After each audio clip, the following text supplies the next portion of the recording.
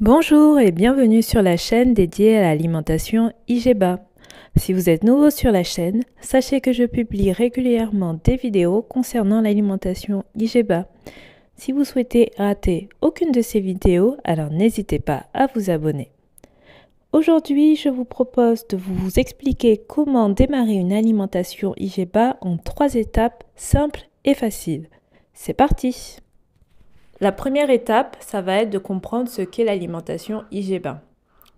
L'index glycémique d'un aliment, c'est la vitesse à laquelle cet aliment va faire monter le taux de sucre dans le sang.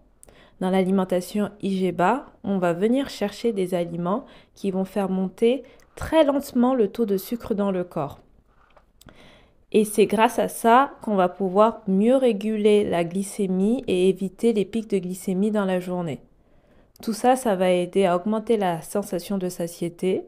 Ça va permettre de mieux contrôler l'appétit et ce qui peut justement aider à perdre du poids sur le long terme. Donc ça, c'est la première étape. Comprendre qu'est-ce qu'un aliment à index glycémique bas. La deuxième étape va être d'augmenter sa consommation d'aliments à index glycémique bas. Généralement, on les retrouve dans les légumes, certains types de fruits, les légumineuses, les céréales complètes ou alors dans certains types de protéines maigres. Le mieux, c'est de se baser sur sa liste de courses qu'on avait l'habitude de faire et d'essayer bien sûr dans la mesure du possible de remplacer ces aliments par des aliments à index glycémique bas. Par exemple, si on avait l'habitude de consommer des pâtes, choisir plutôt des pâtes à la farine complète. Pareil pour le riz. Ce qui peut être aussi très bien dans l'alimentation IGEBA, c'est d'augmenter sa consommation de légumineuses en consommant plus de pois chiches, d'haricots ou encore des lentilles. Au niveau des sucrants, moi j'ai commencé en utilisant 3 types de sucrants à index glycémique bas, donc le sirop d'agave, le sucre de coco et le miel d'acacia. N'hésitez pas à varier les sucrants dans vos recettes car chacun présente ses avantages et ses inconvénients. D'ailleurs, vous pouvez retrouver sur ma chaîne de nombreuses recettes de pâtisserie à index glycémique bas. Je vous mets les liens sous cette vidéo.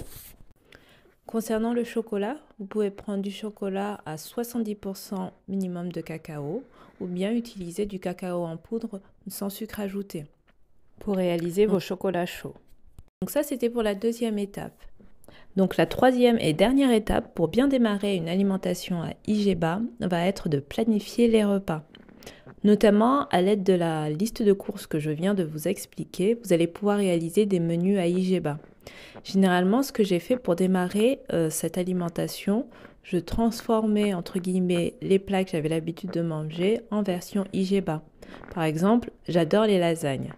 Pour les rendre IGEBA, ce que je faisais, c'est que les pâtes à lasagne, j'achetais des pâtes à lasagne à la farine complète à la place des pâtes à lasagne à la farine blanche et j'accompagnais ce plat de fibres. Car ajouter des fibres à un plat, cela permet de faire diminuer son index glycémique. Et le fait de planifier mes repas en avance m'a beaucoup aidé à mettre en place une alimentation IGEBA. Ça m'a permis de gagner beaucoup de temps et de m'organiser.